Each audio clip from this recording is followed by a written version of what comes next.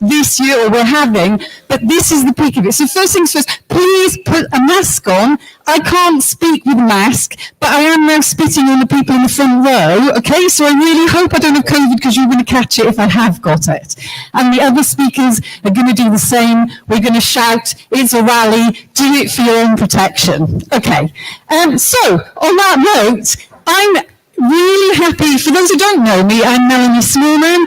I am one of the co-chairs of SERA, along with my colleague Jake Sumner. We're going to do shifts in the chair. If you haven't been before, welcome to organised chaos, okay?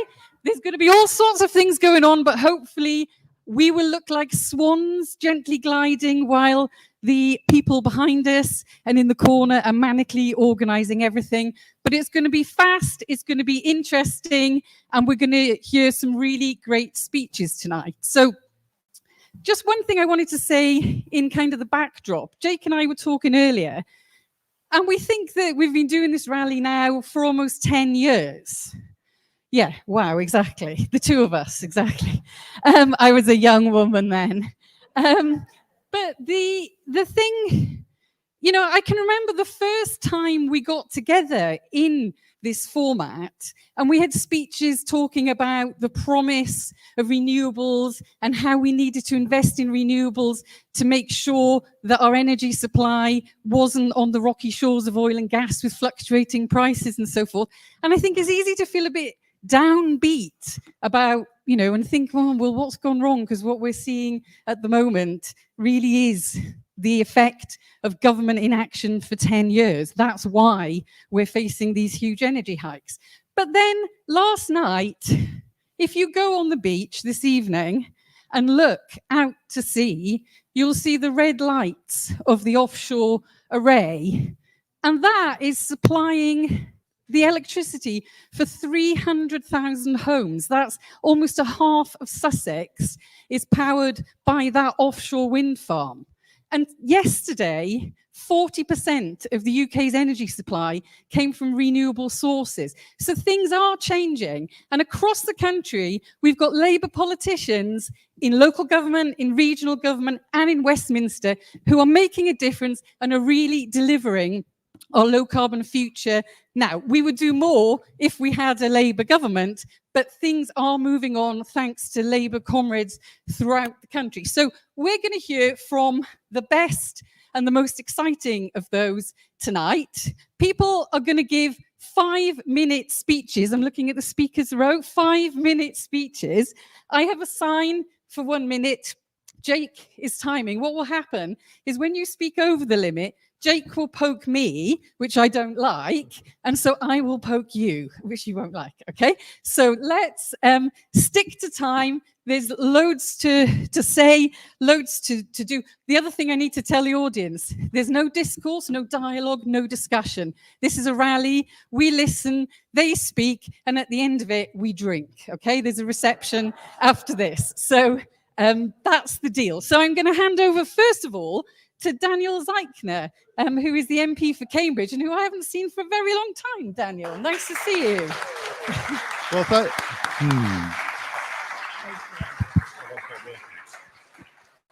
Well, thank you so much, Melanie. You know what? Last time I was in this room was, I think, 2 years ago.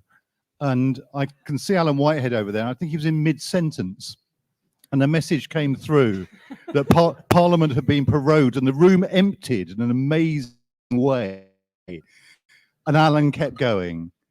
And I think Alan is so amazing because he managed to actually pick up mid.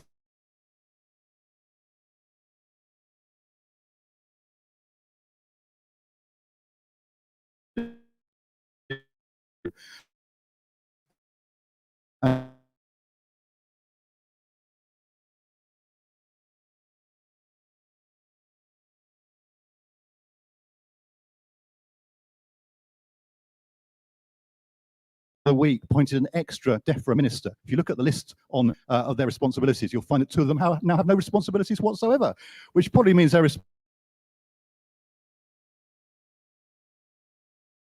pummeling them. And I pay tribute to my colleagues in the House of Lords who defeated them, I think, 14 times recently on the Environment Bill. And it is an amazing fact that we're going into COP26 in this country without environmental legislation in place. The country should be outraged that we have now gone since the year without the protection that was offered us when we were part of the European Union. Environmental protection is weak, it's a poodle of government, and it's going to be fought over, I tell you, in the week or two before COP26. And that should show everyone just how weak this government is. Now, my responsibility within the Shadow Environment team is predominantly food, and I think food is going to become one of the most political issues that face us in the time ahead. It should have been for a long, long time. Who knew that our interdependence that was being produced as a byproduct of producing fertilizer? It's a just-in-time system that works when it's in time, but it is not a sustainable model for the future. You know, the government hasn't had a food policy for a decade. Gordon Brown and Hilary Benn were working on it. Why? Because their policy is not to have a policy, it's to rely totally on the market. Henry Dimbleby, who they brought in, his plan was called The Plan. You might have thought the government would have a plan, but no, they don't. Their plan is to leave everything to the market, which means environmental sustainability doesn't matter. We can export our environmental costs. That's what the trade deals are about.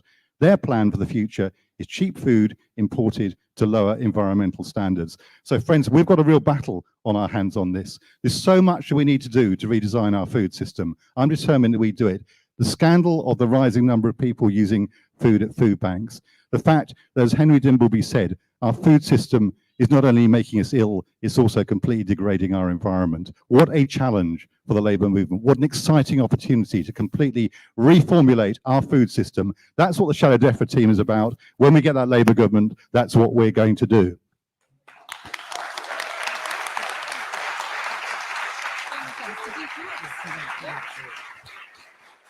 Thank you, Daniel, and thank you for keeping to time so well. Okay, next up, super exciting. We have got none other than Sadiq Khan, the Mayor of London. Well, can I just I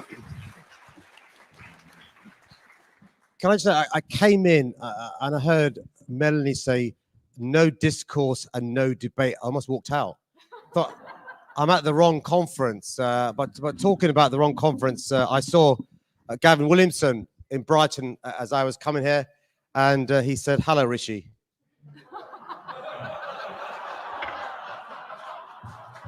But as I made my way here, Jake, and I saw you had no lectern and no stand-up mic, I thought GB News have organised the technology for this Fringe meeting.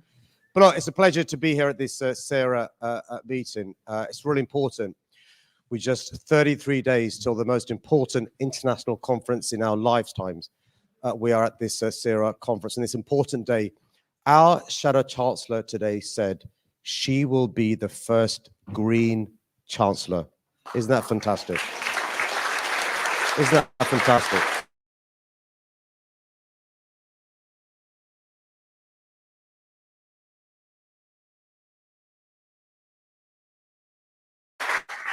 Of our party. And you know what? The issue of air pollution and climate change are twin challenges our party and our movement have to address, because these are issues of social justice. Who do we think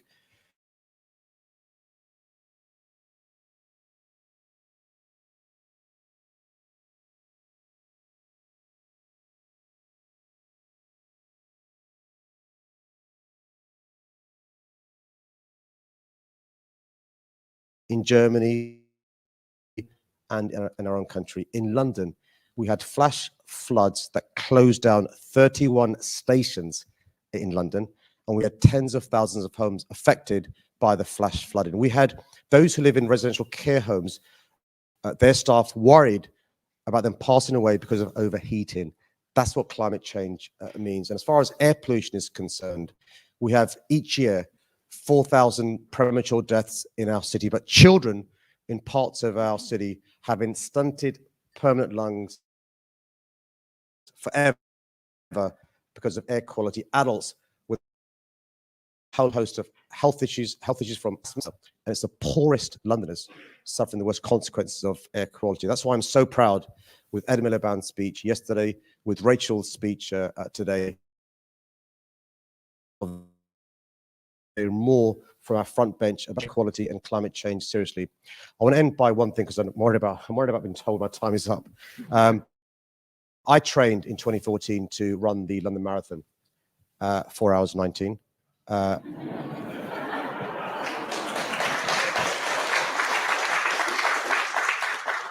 Beat Ed Balls and Andy Burnham. But the key thing is this. I didn't realize the air in our city was toxic. I didn't realize the air in our city made you sick. And I got asthma because I trained for the marathon and I ran the marathon. And for me, all politics is personal, twinned with our values. And that's one of the reasons why I'm so passionate, because I've got skin in the game. There's a 9-year-old called Ella Kissy Deborah.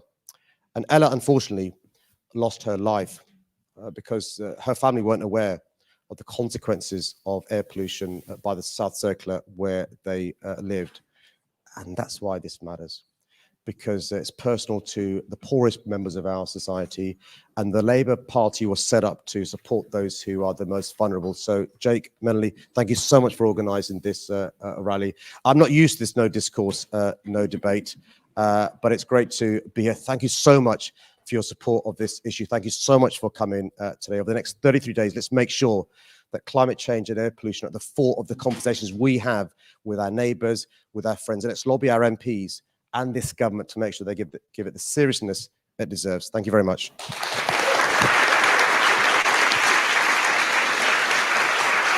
And too late to say thank you. And thank you, Sadiq, particularly on the action that he's taking on air quality in London. So next, we're going from London a bit further east to Cambridgeshire, and I'm delighted to introduce Dr. Nick Johnson. Thank you.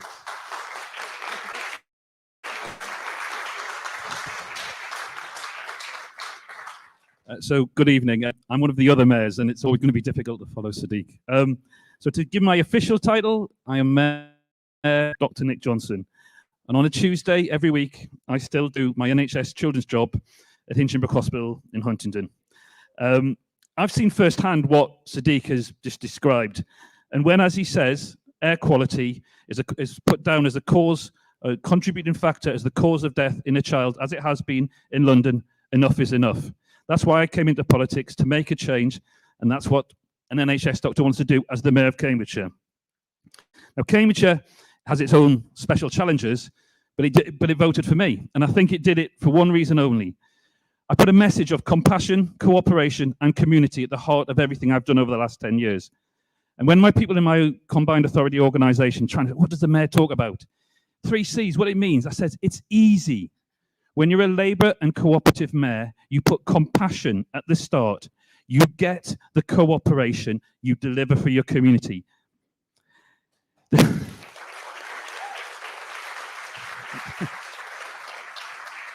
So Cambridgeshire and Peterborough is particularly vulnerable to climate change. We have an exceptional combination, if you've never been there in the Fenlands, of hundreds of square miles of very low-lying land.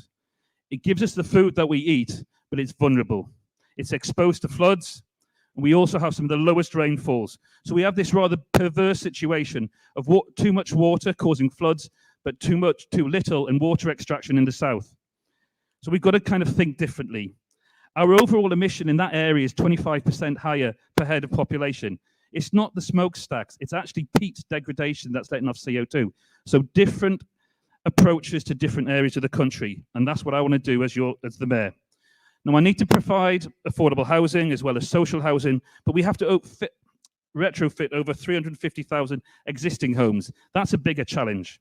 We have to be careful how we develop the area and then not have the issue of water stress. Look, the Cambridgeshire and Peterborough Combined Authority asked Baroness Brown for an independent climate change review. She gave us 31 recommendations. We have accepted every single one of them. We are in a crisis, we are in an emergency, and we're going to follow every single one of them. There is so much more to do. The Commission estimated that Cambridgeshire and Peterborough, across the public and private sectors, would need to invest an eye-watering 700 million a year to make a transition to carbon neutral. It's not just about money. We think 60% of all the emissions reduction effort will involve behavioural change. We've got to take the people with us, with their hearts, with their minds. And that makes it about the leadership, my leadership, the combined authorities leadership. And you know what? It's clear to me that it's only a Labour and cooperative mayor who has shown that pledge to build a greener, fairer and stronger community for us all and for all his constituents. There's a real opportunity, as Sadiq has already mentioned, for the Labour mayors across the country to show central government what real commitment to the environment looks like. If you want to make a change, you have to get into power. I strongly believe, and if you remember one message from me, it's the 3 C's. Compassion, cooperation, and community. Compassion does so much. We owe it to our communities, the further generations in the future, and I'm willing to make that stand. Let's make that 4th C, climate change. Thank you.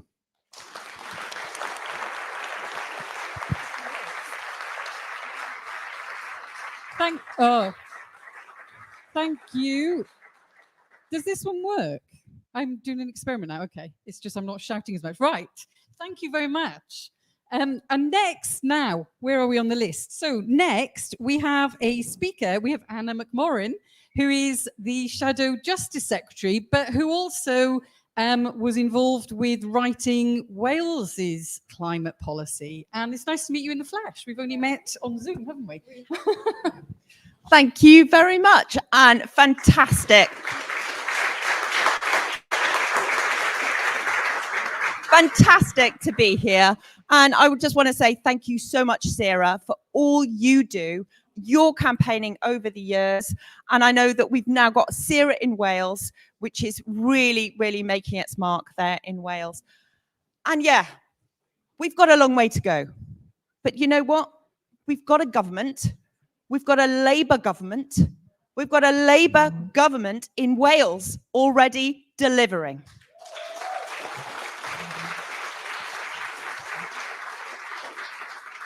We've got a Labour government delivering where it matters for people across Wales on climate, where it matters.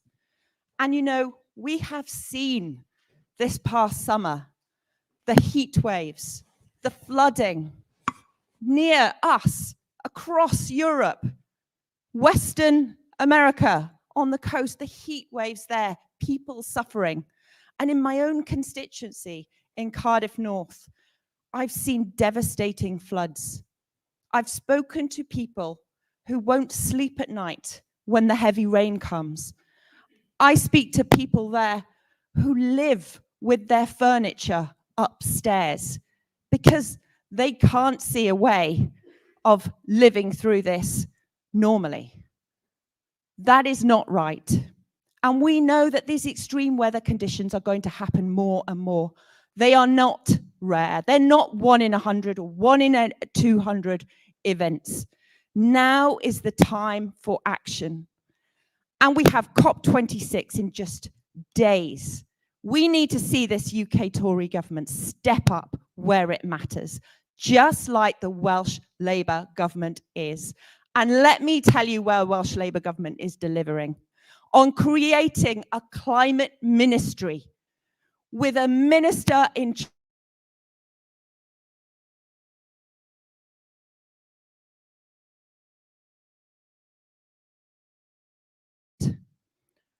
banning fracking.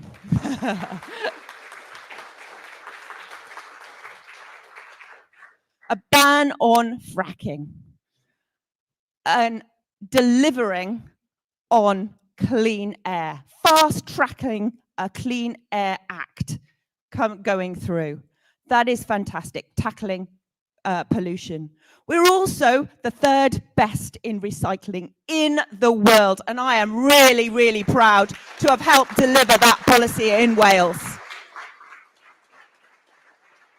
We were also the first country in the UK to deliver the charge on carrier bags, and I'm really proud to have helped deliver that too. These are things that make a difference. Renewable energy targets, where we see the UK Tories, they are cutting aid, they are investing fossil fuel projects in developing nations, in communities, locking them in for decades. We need to stop that now. That's why we need a Labour government in Westminster, not just in Wales, and not just our fantastic mayors in London, in Cambridge, but we need it across the UK to deliver. And we will get that next time. But we need it not just for us now, we need it for our children. We need it to be able to go home, look our children in the eye and say, we have done absolutely everything that we can to deliver for you and make sure that you have a future. Thank you.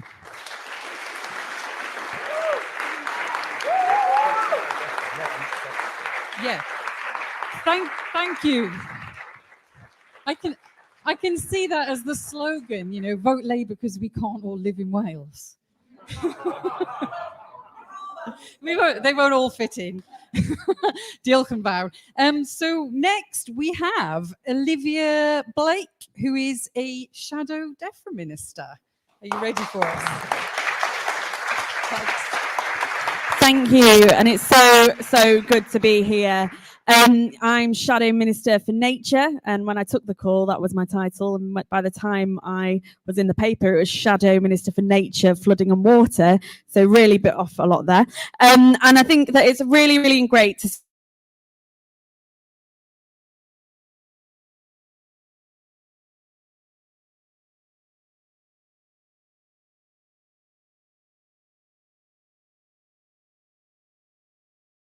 we are like bad comedians, so apologies for that. And just to start by saying, you know, this is absolutely what we're here for. We have a lot ahead of us and we've got to be putting forward the best manifesto at the next election on these issues. So I'm really proud to be part of the DEFRA team. The twin climate and nature crises are the biggest issues facing the future of our country and our planet as a whole. It is a crisis that will affect every part of the globe, every community, and which demands a coordinated and international response. And with COP26 being hosted in the UK, in Glasgow, this November, we have a supreme opportunity to show real leadership in this crisis and meet it with the mobilisation for our demands.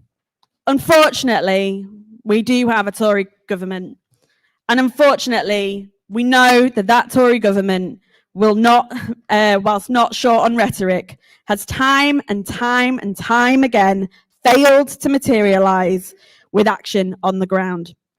As the chair of the Environmental and Audit Committee said, although there are countless government policies and targets to leave the environment in a better state than we found it, too often these grandiose statements are lacking in teeth and effective mechanisms to deliver. They're the words of a Tory MP about their own government on the cross-party audit committee for environment. So, in other words, what does that mean? It means they are all talk and no action. But I think that that's maybe a bit unfair to say that there's been no action. As well, there's a crisis of leadership at a national level to tackle the climate crisis and renew our natural environment. They have acted. Since 2012, public spending on biodiversity has been cut by a staggering 29%. They have acted to leave our natural environment in a terrible state, with only 39% of sites of specific scientific interest in a favourable condition. The UK is one of the most nature-depleted countries in the world, and don't let them tell you otherwise. What this means is 1 in 10 of UK wildlife are threatened with extinction. 40% of trees are at risk of extinction. And since 1970, 1 in 6 animal, birds, fish and plants have been lost. It's unfair to say the Tories haven't acted. They've acted and the environment has suffered as a result. We all know that the climate crisis and nature emergency are inextricably linked. Climate change is driving emotional degradation and the loss of wildlife for green spaces, making it harder to reduce our carbon emissions. And we know too that restoring nature, whether planting woodlands, restoring our peatlands, or rewilding our natural environment, delivers a multitude of benefits. Better health, flood management, water purification, employment, enjoyment, as well as delivering for our climate. As we emerge from the COVID pandemic, we need to make protecting biodiversity, halting the decline of nature loss, and restoring habitats and wildlife a cornerstone of our green recovery. A net loss of biodiversity blunts the tools that we have to mitigate climate change. We are now a direct driver of biodiversity loss. Nationally, as well as locally, we'll have to make decisions about land use that are focused on the environmental crisis, adapting the way we live with nature and not expecting nature to survive alongside our unchanging ways. And this must be done with people in mind, with plans built on the foundations of social justice. Protecting and enhancing our environment improves not only our own health and well-being, but also our natural environment. So rewilding our natural environment must not mean compromising on access to nature or diminishing the right to roam. As Labour's Shadow Minister for Nature and as the wider Shadow DEFRA team, we are going to continue to push for policies that will reverse the biodiversity crisis and renew our natural environment in a way that tackles the inequalities that are baked in to our society and economy. Climate and environmental justice are inseparable from social and economic justice. This will be the cornerstone of our approach, both now and when we get into government. So thank you so much.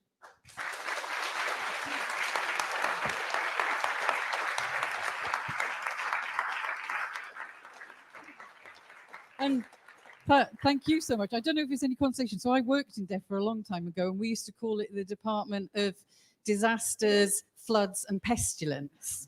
So it seems that pestilence has moved to another department this year. So at least you haven't got that one. So, okay, moving on. We have Preet Gill, who is the International Development Secretary. Welcome. Thank you so much. Thank you so much. And it's wonderful to see so many people in this room who really care about this issue. In the past 20 years, climate-related natural disasters have affected 4 billion people. And we know that in the future, displacement of people will be because of climate catastrophe across the world. And this summer, we've seen devastating floods across mainland Europe.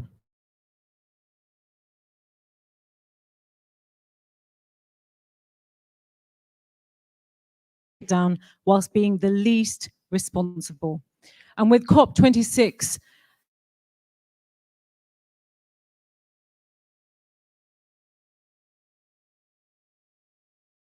Paris Agreement, and keep alive the hope of limiting global warming to 1.5 degrees.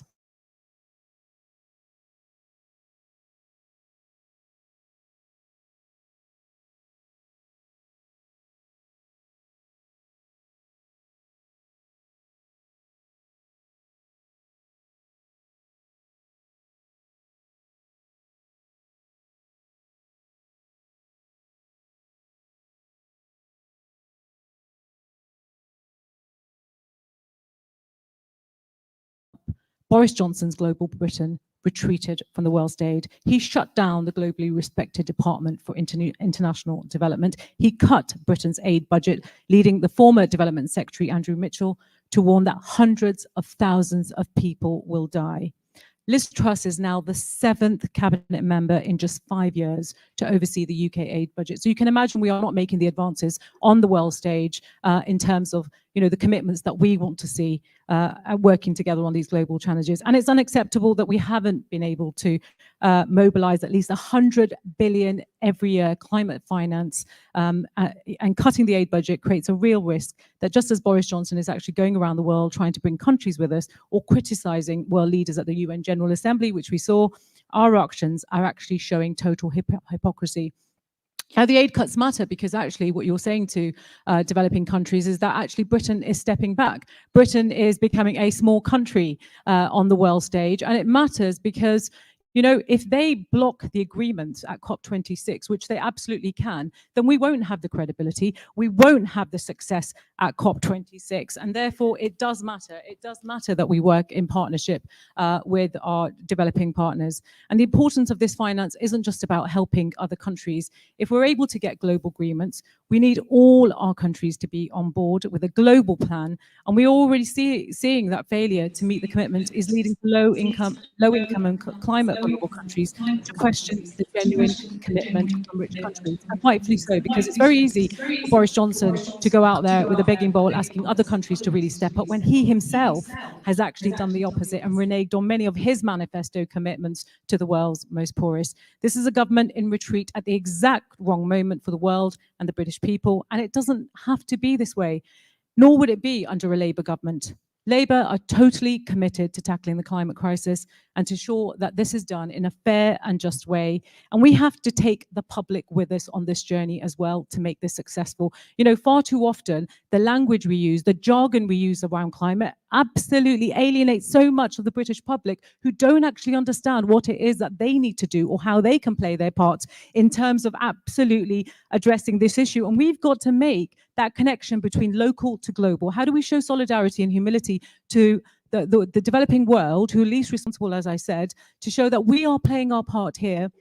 And we absolutely understand the displacement of people, because honestly, if it was happening here, we'd certainly be, dealing with this in a different way. And I'm really proud and inspired to lead Labour's development team. I'm proud to build on the work of others within our party and to ensure that global commitments to the world's poorest and most vulnerable are always a priority, and to support a just transition by sharing innovation and knowledge. I mean, look, countries don't have to go through the journey that the Western countries have gone to. We've got so much innovation, so much research, so brilliant institutions in the United Kingdom, and we need to be partnering with developing countries. We need to transfer knowledge. We need to share those skills so absolutely they can bypass, and make that just transition. And we've got to be a little bit more innovative and thinking out of the box in terms of helping make those connections.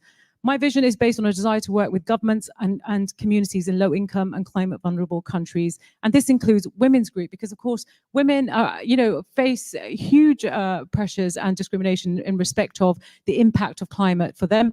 But of course, we've got to work with trade unions, and we've got to work with businesses, and we've got to work with multilateral actors like the African Union and the United Nations.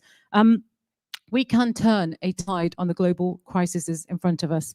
And as COP hosts, the UK must ensure that the big polluters are doing their fair share, and that developing countries who are most vulnerable to and at least responsible for climate breakdown are properly supported with adaptation and loss and damage measures, as well as greater financial assistance. The British people deserve a government that will return to the international stage and fight to make that happen. We must choose a breakthrough rather than a breakdown, and that is why we need a Labour government. Thank you.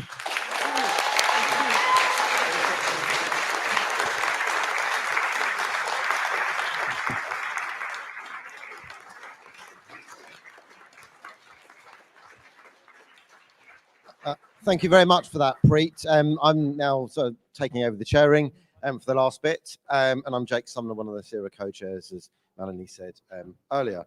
So next up, we've got Luke Pollard, fantastic guy, and the Shadow DEFRA Secretary.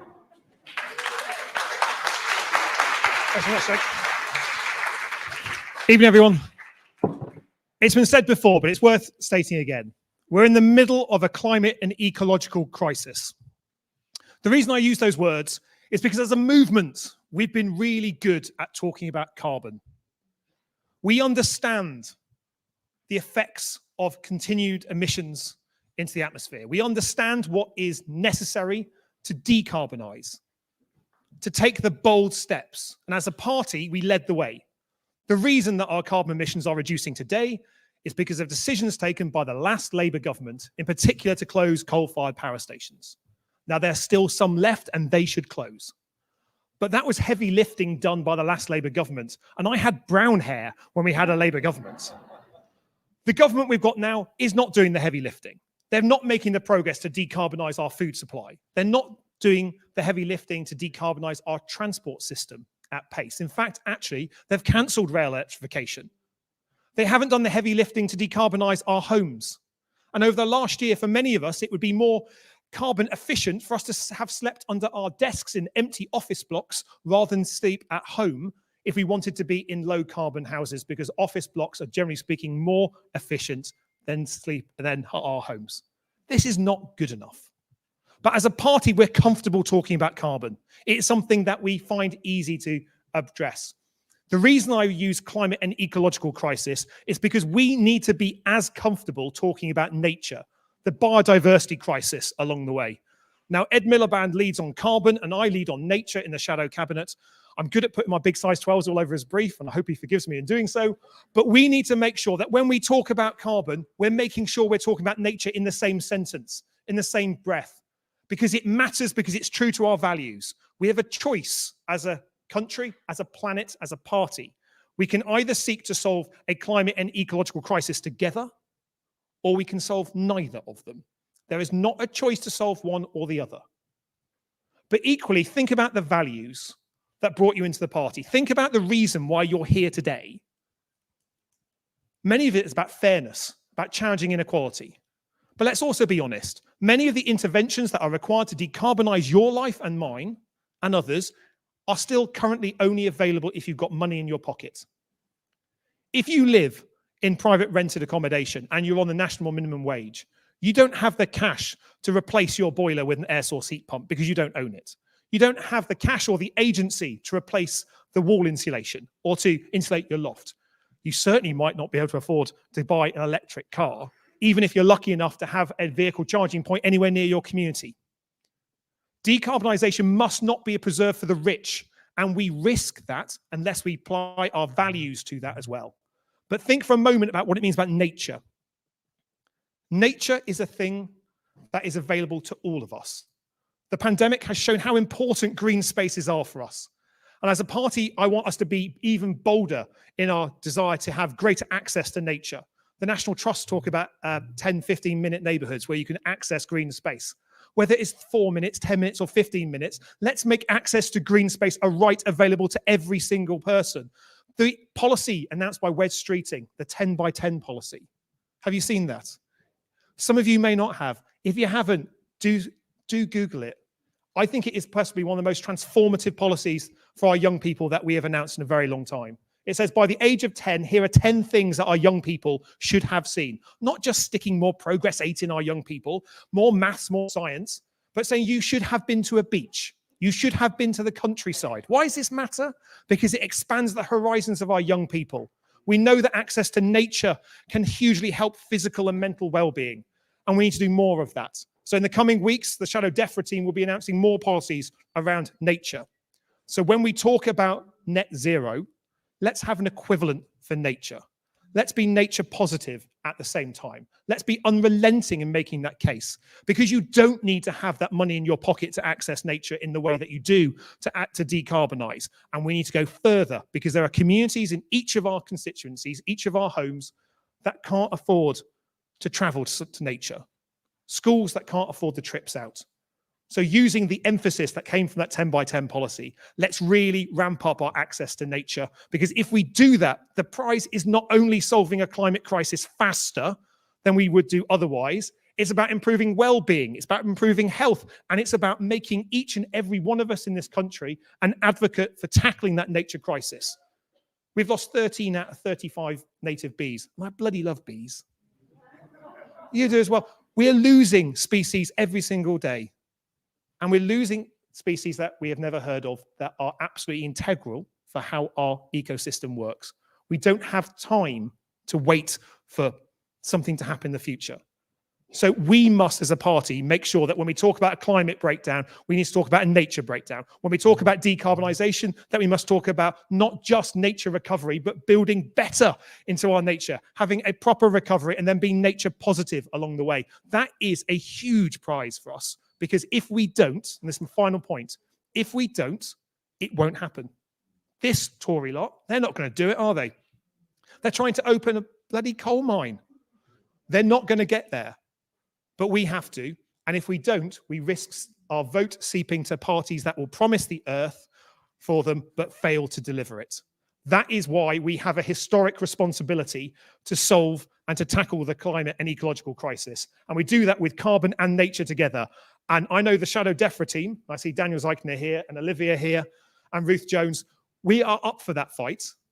We're up for it in the shadow cabinet, but I want to see the entire movement be as bold and as loud about it. So every time we talk about carbon, let's talk about nature. Let's be unrelenting, pursue it in our communities, whether we're in power or in opposition. We can all plant trees. We can all make sure we're having action on air quality. We can all make sure we're improving our rivers so the fish have somewhere decent to swim in and not having poo float alongside it when raw sewage is emitted by our water companies that emit raw sewage every single bloody day in this country. Let's go do that, comrades. Let's do it. Thank you.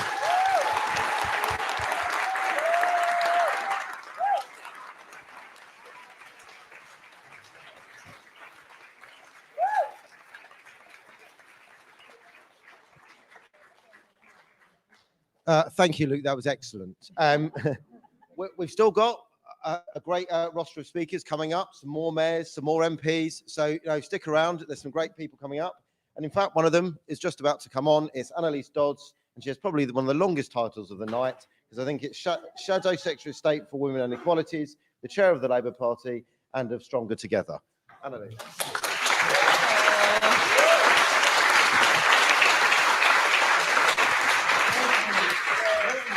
Well, thank you very much indeed. How wonderful it is to be with all of you. I'm looking around the room and I'm seeing here so many people who have campaigned for so many years.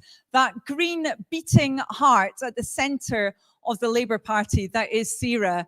It is so important to me that now what you have been calling for so long is right at the heart of Labour policy. And it's down to your campaigning and down to your work, making clear time and time again that when we seek to govern as Labour and when we campaign as Labour, that by putting the planet first, we're putting people first as well. So thank you from the bottom of my heart to every single one of you. You know, I remember over 2 years ago now, standing in Parliament on what was then the hottest day that had ever been recorded in the United Kingdom. And I remember standing in the House of Commons and reflecting on that fact. It had not been raised by anyone else that day, despite its then momentous significance, and talking about the fact that I had many constituents for whom those record temperatures had become the norm, had become what took place by that point every season. My constituents with families in Jamaica, where so often the harvest had failed, with families in Bangladesh, where the floods have got worse and worse and worse, where already the climate crisis was having a catastrophic impact on their lives, as well as indeed the ecological crisis and biodiversity crisis that Luke so rightly mentioned. And at that point, of course, Parliament had already declared a climate emergency under pressure from Labour. But did we see change then from our government? What we've seen from them, even now, is business as usual. No change, still taking decisions to fund polluting forms of expenditure, still deciding to prioritise, for example, methods of transport which are polluting over those which aren't, still failing to have those standards for our homes, which would protect our environment, light years away from other countries on so much of this agenda, still not acting like we are in the midst of an emergency, which is exactly where we are. And of course, since then, we've seen the failure of our own critical infrastructure in the UK due to the climate crisis. For the first time, a declaration and recognition that happened with the failure of that railway line in northeast Scotland. Parliament declared that emergency, but it did not act, and it is down to us as Labour to act. Because make no mistake, we are the only party in the UK which can ensure that we will protect our planet at the same time as we protect jobs. We're the only party that can do that. working with the trade union movement. And we know how to do it, because where we are in power, we are already working towards that aim. We see what's happening in Wales, for example. The Welsh Labour government creating the first new national parks for decades. The Welsh Labour government making sure they've got those strong standards for new housing, putting the biggest investment into public transport that Wales has seen for decades now, making sure that the environment is at the heart of everything that they do. And it's not just about that Welsh government, it's about our Metro mayors. Brilliant to see a fantastic one of them with us just now. Dan, it's about our Labour-run local authorities as well. And I'm very, very proud that my city of Oxford will soon have the first ever in Europe zero carbon zone within it. Something that we all, I hope, will be moving towards in the future very, very quickly indeed.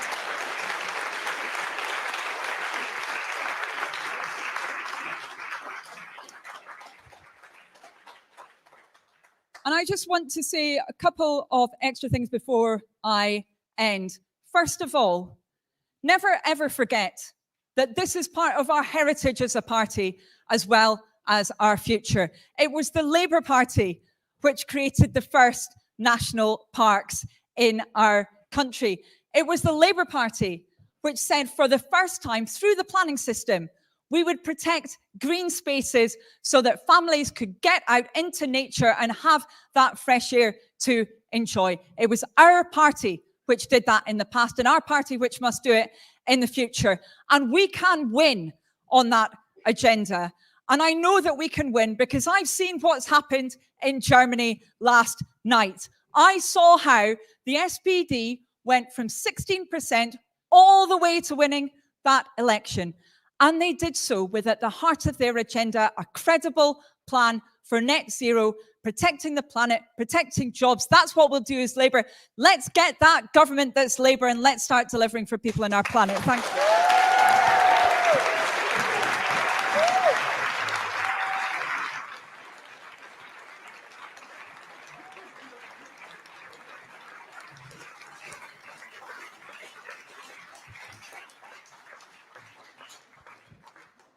So we've now got two mayors you're about to hear from in a second. And we've got 8 Metro mayors. Labour's got 8 Metro mayors in the country, and it covers around 36% of the English population. The Conservatives, 6.5% of the English population. So we're going to hear from one of them from the west of England. And first up, it's Dan Norris.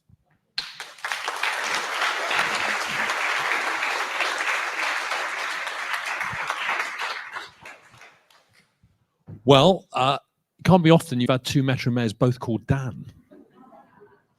Well, look, first of all, thank you everybody who has been so kind to me and welcomed me back into the party conference as Metro Mayor. It's really great that we now have 8 of the 10 Metro Mayors across the country. I think, and Dan Jarvis will correct me if I'm wrong, but I think I'm right in saying that means we have about 40% of the population in England and about 50% of the GDP. So that's really important and powerful stuff. And we're obviously working hard to make sure that we put pressure on the Conservative government to change the way that they're behaving, the things that they're prioritising, and that really needs to change.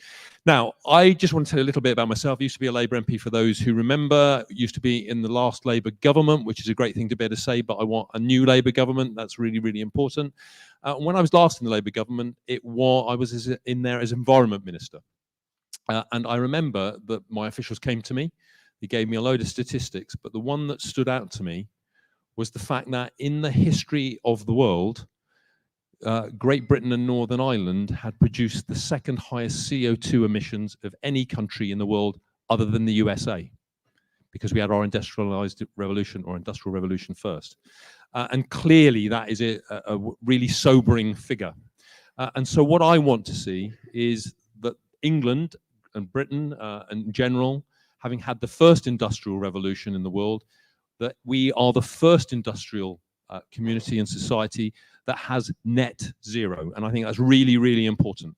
And I want our ambition to be really high. Just as we had a moral commitment to creating the NHS, I want to see us having a moral commitment to net zero. I want that to be our big idea in the future.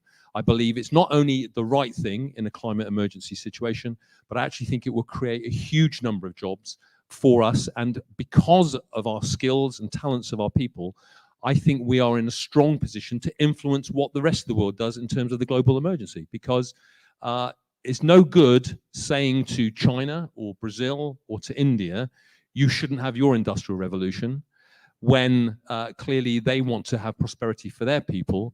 And yet we have allowed our country to have that. I know we didn't know it called CO2, but what we need to be able to do is say, we've put our house in order, and we will help you with the skills and technology and resources to change what happens in terms of your CO2 emissions. I won't talk any longer because Dan Jarvis is eager, coiled like a spring to come on. I can see him ready, but that's the key thing. CO2 emissions, net zero, first industrial country should be the first net zero industrial nation. Thank you.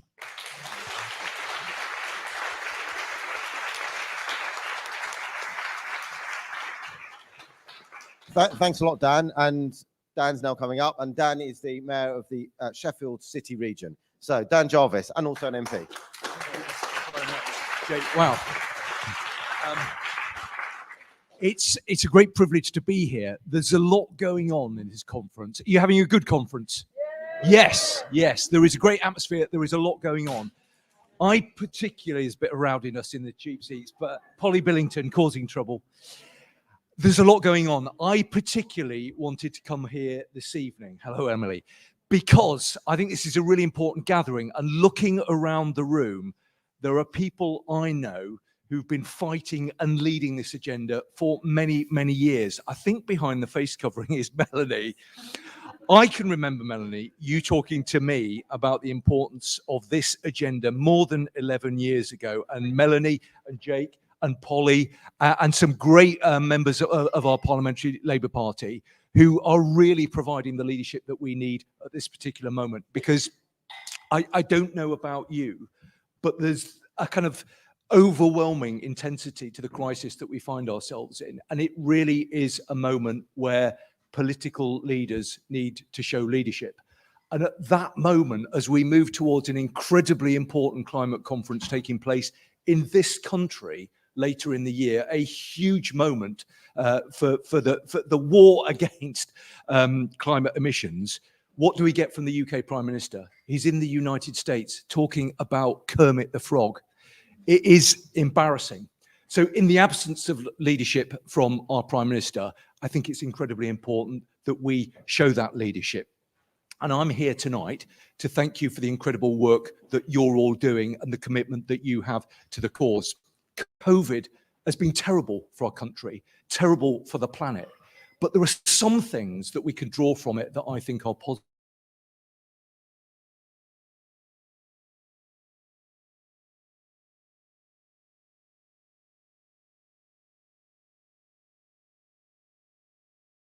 To the COP26 conference later this year.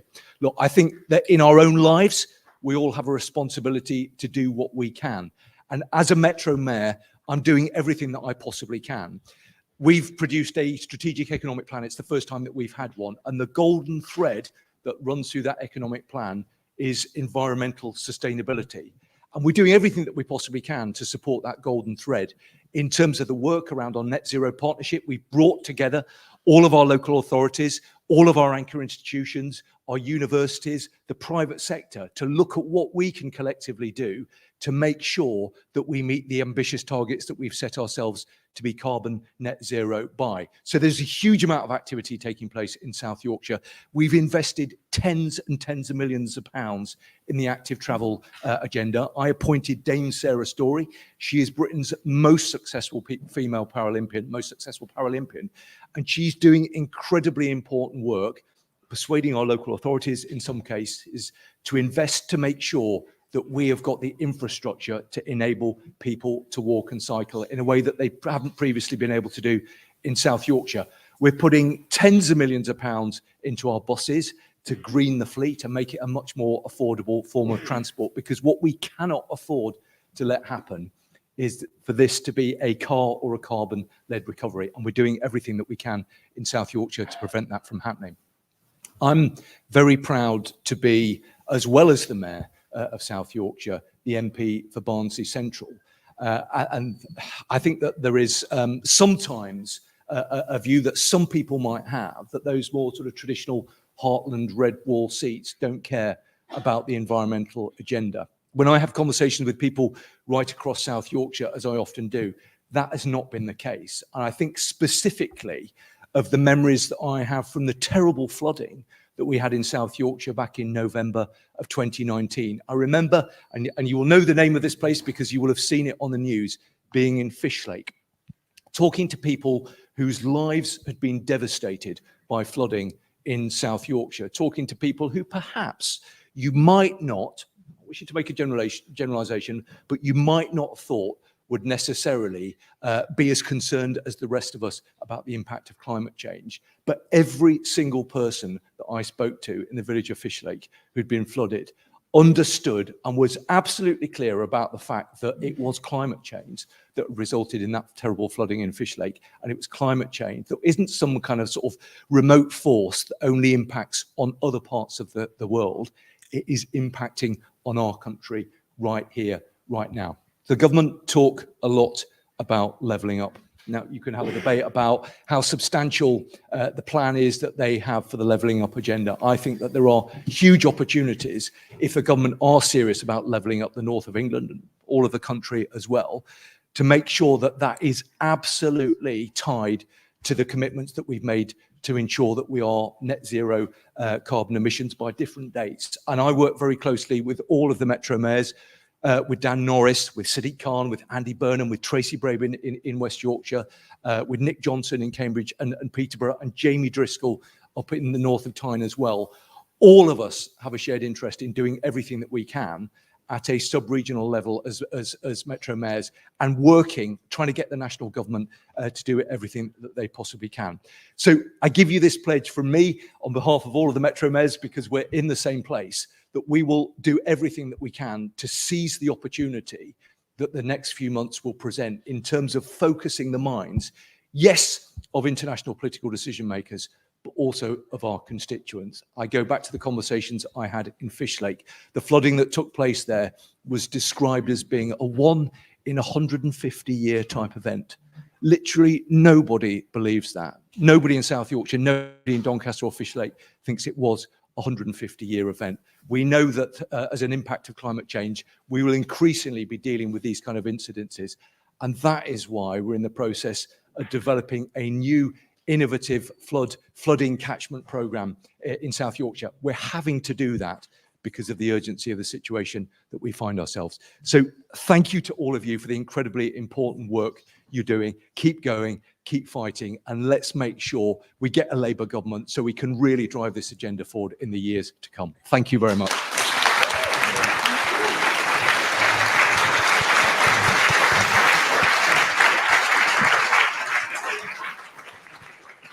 And thank you for that, Dan. And now we've got Emily Thornberry, who is the Shadow Trade Secretary. And over to you, Emily. Thank you. Can if I can do without the mic, I'll do that.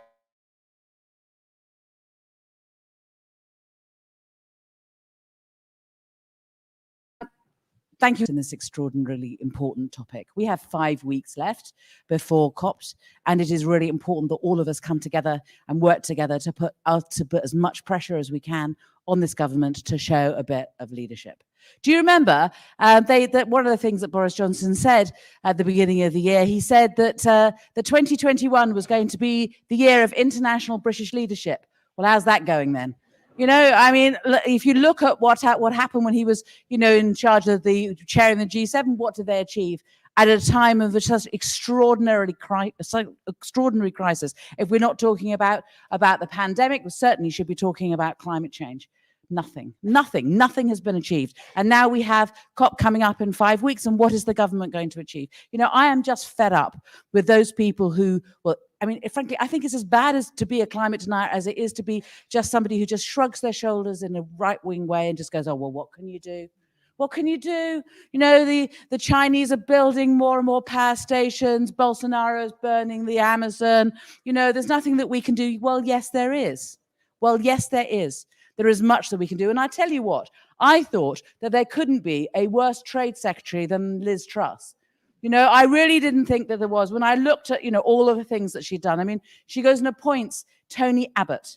You know, who said that global warming was a force for good. Now, he was one of her advisors, right? She did 67 rollover trade agreements where she didn't improve the trade agreement at all, not one single word in terms of tying down the countries of which we were having a trade agreement, where we were saying to them, come into our market, you know, we will take down barriers. Did we make that conditional at all on them meeting their Paris climate change commitments? No, not a single word. 67 times she failed. And then Australia is supposed to be the New Deal. And what do we get? We get the High Commissioner, British High Commissioner to Australia, bragging about the fact that it's going to be worth doing a trade deal with Australia, because what we're going to do is we're going to have conditions in the trade deal with Australia that will, I mean, Australia has signed up, as we know, to Paris, and they say that they're going to end up at net zero at some stage. They have no plan for it. They are one of the worst carbon emitters in the world. And yet, what the High Commissioner was saying was, oh, it's really good. We're going to have this trade agreement. We're going to tie down the Australians, and we're going to have a glide path. We're going to find out from them what their plan is. It's going to be written into the trade agreement. And so at long last, there will be legally binding clauses in our trade agreement with Australia. It's going to be great. How's it going? Well, how's it going? What happens? Of course, Boris Johnson gets involved. He needs to have a handshake with the Prime Minister of Australia at G7. So he just ditches all of those conditions. And so the Australians have been allowed to get away scot-free. I thought that Liz Truss was bad. And then we got Anne-Marie Trevelyan to take over. Anne-Marie Trevelyan, who said in 2012, if the ice caps aren't melting at all. And then she said, only doom mongers and fanatics think so. Global warming is a myth, she says. We aren't getting any hotter. And then, eventually she sort of settled on the kind of Tony Abbott sort of defense, where she says, well, global warming might be happening, but it's a good thing because otherwise we'll end up with an ice age. I mean, this woman is now Secretary of State for International Trade. I mean, you couldn't make it up. I mean, I'm all in favor of sinners who repent. But quite frankly, and I'm not necessarily asking her to delete those tweets or anything else. I want to see some action. I want to see some action from this government. I don't just want to see action from this government in terms of them having a plan for net zero for Britain. I want them to take international action and to take some international leadership. Because quite frankly, this is the year of British international leadership, but also we are a country that can and should be leading. Look, I will tell you, right, there are some serious things that I think we can do. If we want some serious practical action to get on the world stage to keep us on 1.5, what I would say, first of all, rewrite the Energy Charter Treaty.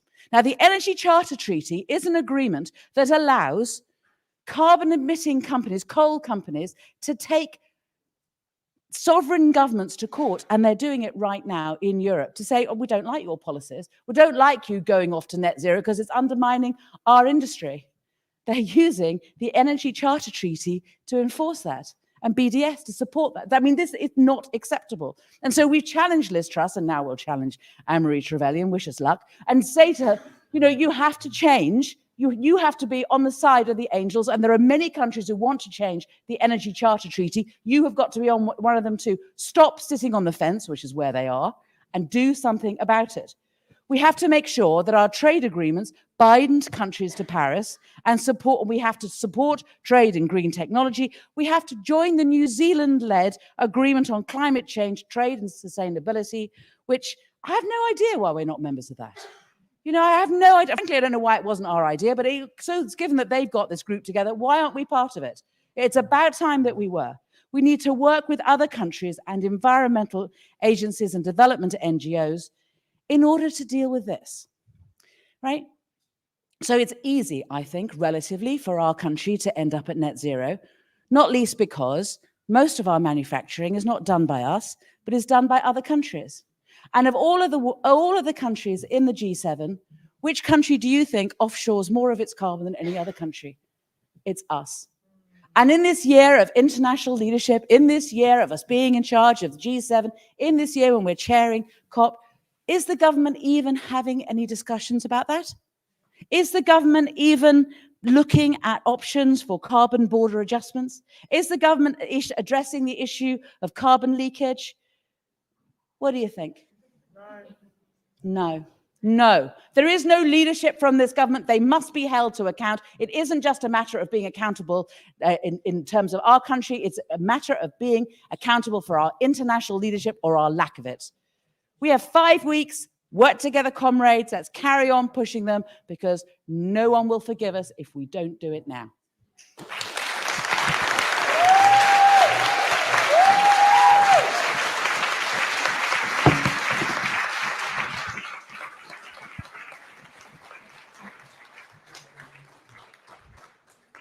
So we've got the almost final two speakers, which is Jonathan Ashworth and David Lammy. Oh, sorry. Oh, Jonathan isn't coming, so hot off the press there. We've got David coming, but we're also going to hear from two other people as David arrives. One of them is Alex Sobel over there, and one of them is Polly Bullenting over there. So Alex, we're going to hear from you. Alex Sobel is on the SERA executive and the MP for Leeds North West. Thanks, Jake. Unscripted and unprompted, so who knows what I'm going to say. So first of all, I've been saying this now for the whole year, first on Zoom and now in person. The climate crisis isn't a future crisis. The climate crisis is a now crisis. It's happening every day. You just need to talk to people on the Mosel in Germany whose houses were flooded, or those in Greece whose houses were burnt down. We, our neighbours, us here, are at the forefront of the climate crisis. And those in the Pacific and in Bangladesh and other places, it is an overwhelming crisis for them. As John Kerry said, COP26 is the last best chance we have to avert catastrophic climate change. I've been chosen from all parties to represent the UK Parliament at COP. I'm the rapporteur for the Interparliamentary Union, which is a global body that represents parliaments. I beat a few Tories, so you know it's a good thing. And we are now putting together an outcomes document of what we would like to see from COP26, and we're getting really good feed-in from a number of countries and parliaments on a whole range of issues which are really challenging. You know, international aviation. And shipping emissions, finance. And there's a whole day at COP this year on finance, which is hugely important. On a whole range of mechanisms on embedded carbon, which again, you know, was mentioned by Emily in terms of outsourcing. You know, we need to own those carbon emissions. Those are our emissions. If we use something, then that's our emission. So we need to own it. And we need to get there. And that is where we're getting to now in terms of our interparliamentary document. And those parliamentarians are going to come to Glasgow, and they are going to try and impress on their governmental delegations the need to implement those things. So I'm softly hopeful we're going to get a much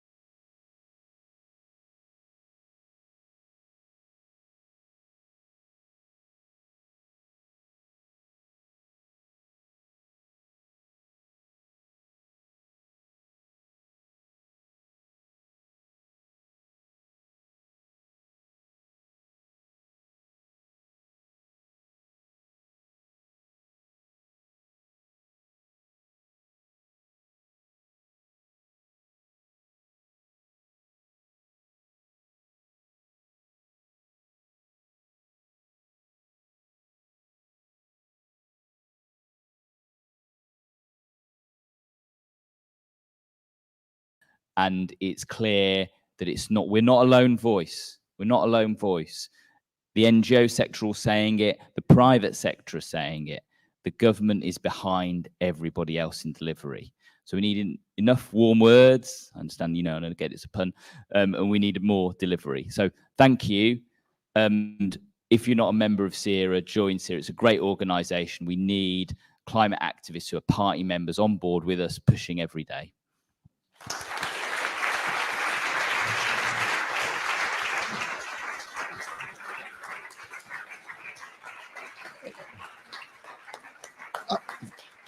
Thank you for that.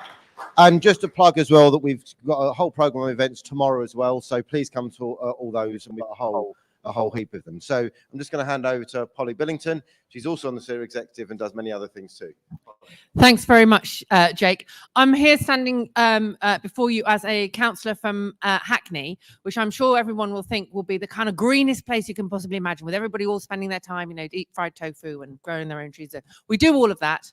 But let me remind you that everywhere where Labour is in power, we have the opportunity to transform our country on climate and nature restoration, like Luke was saying. Because everywhere where Labour is in power, power means the opportunity to change.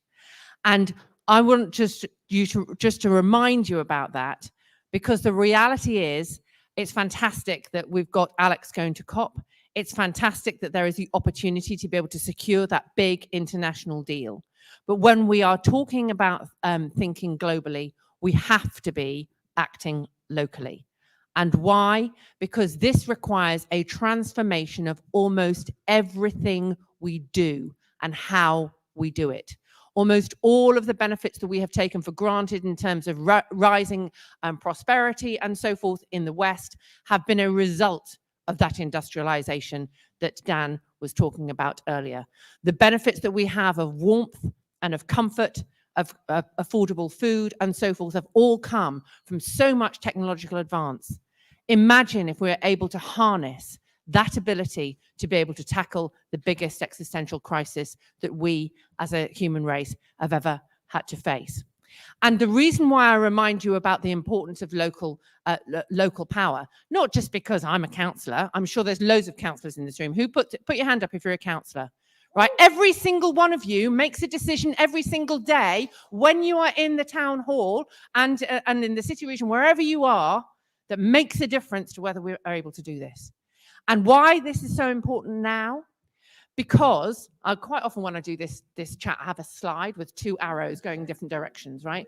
One is the laws of science, an irresistible force. And the other arrow is the laws of politics, an immovable object.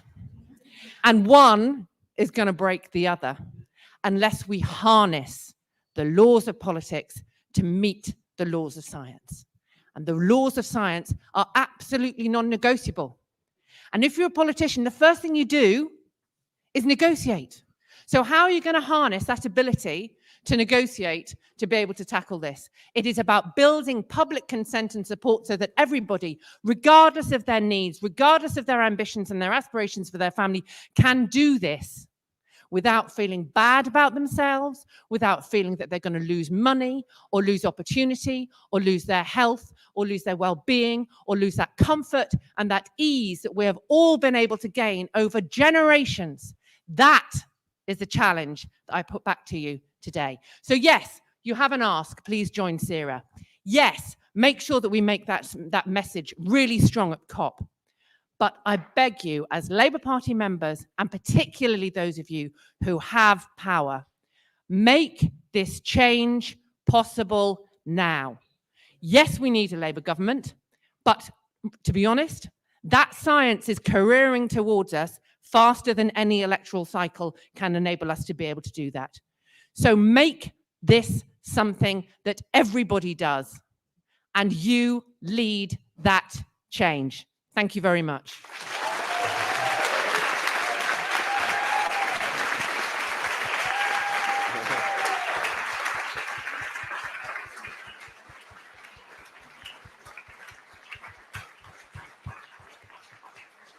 So our final speaker this evening is David Lammy, and thank you for coming, David. And I think I just wanted to say, you know, we had Luke Pollard, who was the DEFRA secretary. You know, we've had other members of his team speaking, And that's we talk about the environment there, but actually it's all pervasive. It's in every part of everyone's brief, and that's why we've always thought we don't just need the voices who are the deaf or the in the Bays team. We need it right across the front bench, and that's what we've always tried to do as SERA, bring as many voices together. And and David is the Shadow Justice Secretary, and he's absolutely passionate about justice, and for everyone. And we need climate justice, we need environmental justice, and so it's important we have all these voices here today to bring those together, and that's what we've tried to do. And we're going to include with David, who, as you know, is a fantastic speaker. Over to you. Wow, this is wonderful. Justice, which is why I'm here, in a sense, and it's to say that the climate emergency is the biggest social justice issue of our times. And I suppose in my mind's eye, I'm thinking, we use the phrase that Boris used at the UN last week. He talked about the £100 billion that much of the world is going to need to make the adjustment. Behind that, I'm thinking about relatives, family, colleagues in a small South American country called Guyana, where if you talk to them about the climate emergency, yes, they want to conserve their rainforests. They're grateful for the support that countries like Norway have given them to do that. But they're also really clear, after being colonized by the UK, that if you want us to make sacrifices when you guys heated up the world, industrialized, then you're going to need to help us, very definitely. And what was peculiar about Boris's speech was the way he insists on taking people for fools. They can see that we here in the UK are missing our own emissions targets. They can see that we're nowhere near getting to net zero by 2030, 2050. They can see that we have a prime minister who thinks it's okay to mine in Cumbria and dig for more fossil fuels. They can see a prime minister who thinks it's okay that, the idea that Margaret Thatcher was on a climate emergency mission when she was ransacking and decimating communities, former coal mining communities, is a travesty. They can see the lack of leadership, and we can all see the need for a progressive Labour government that takes these things seriously. And then the second fundamental point, it is to say that the climate justice issue, and you think about in this last 18 months, the dominant story right across the world was one. It was the pandemic. And it took about, the pandemic, we went into lockdown in about March. And the first major global story to interrupt the way that we were glued to the set, looking at infection rates, death rates, this new virus, the first story that interrupted that space was the murder of George Floyd and Black Lives Matter. And then more recently, the climate emergency, COP, has come back into the news as the second story. And I suppose I want to say the two are linked. The extraction economy that has led us to this place, that colonized my ancestors and much of the world, begun here in Europe and has led us to this place. If you look at many of the people suffering across the world, of course they're working people in whatever economy, but very often they're black and brown people in the poorest economies in the world, and cities that have lots of wealth like London or New York or Detroit or Rio de Janeiro, where people are suffering. So climate justice, colonialism, Black Lives Matter are inextricably linked. It took me a little while to see the connections. Too often, you can care about racial justice and that's in its own silo. The climate emergency is about middle-class white people fighting their battle. And so there's a challenge to communities to understand that this is about us and all of us. Look at the most polluted industries. Look at the tragic death of that young girl, Ella Kissy Deborah, in London, and the pollution that led to her loss of life. These issues are inextricably linked. So there's a challenge also to the sector and those who care to say that we have to diversify, that rooms like this have to diversify, that Labour has to be in that battle, that the two are inextricably linked. That is what climate justice looks like. And we need to get real about that. And boy, oh boy, is Boris Johnson going to do that? Is Priti Patel going to do that? Does he really understand when he talks about that 100 billion, what it really means? I don't think so. It's just a, he's a shapeshifter. He's a clown. He wants to make people laugh. And this is not a laughing matter. We need a progressive movement that includes us all. You probably know, I'm prepared to work across party aisles. I work closely with my colleague, Caroline Lucas, and others who care about this issue. No political tradition is the font of all ideas. But in terms of the progressive cause, in terms of what we really require, it's a Labour government. And to get that Labour government, well, my message to conference is very, very simple. Round about 2000, I've been around now a little while, look, I'm the only black guy on the platform. I get more than a few minutes.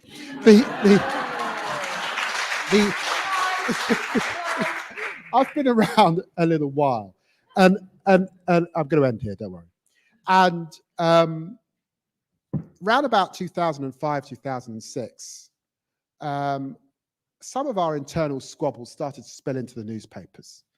The Blair-Brown squabble and some of the people that worked around them became national news and a talking point. People used to say to me, "You Blair or you Brown?" And I used to say, "No, I'm just black." But, the squabble. And basically, ever since then, under Blair, Brown, Ed Miliband, Jeremy Corbyn, and I hope up to this conference, we have been airing our dirty linen in public. It is time to take the washing in from the line. Things like climate emergency, it is too important for internal wrangling on the conference floor. Way too important.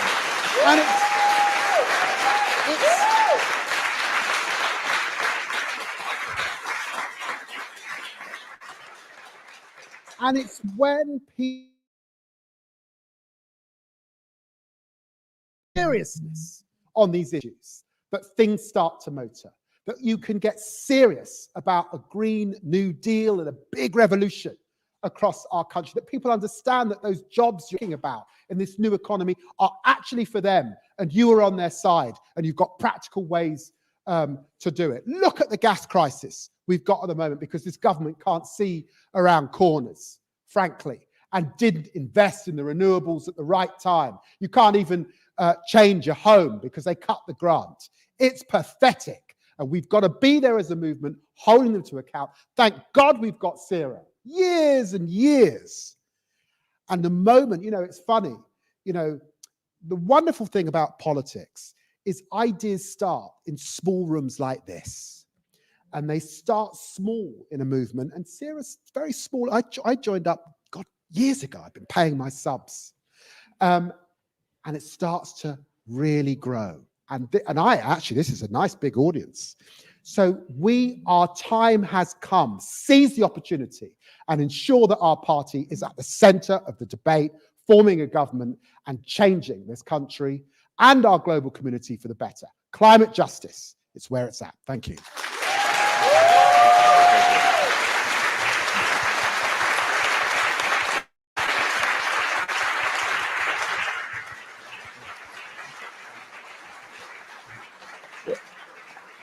Thank you, everyone. That's it for the rally this year. And we've got a reception with Ed Miliband speaking here in about 15 minutes. Please stay. It's going to be great. It's the COP26 reception. And thank you once again for coming.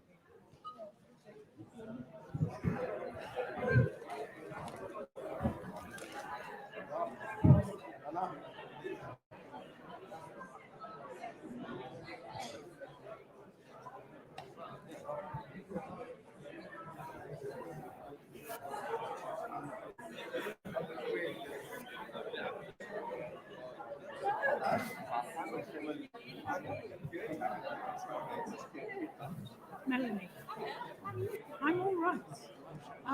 Lydia asked me to say hello. She's all right. She's been in front of us. Yeah, we've got our idea. Yeah, hang on, that's that. Is this the same as that?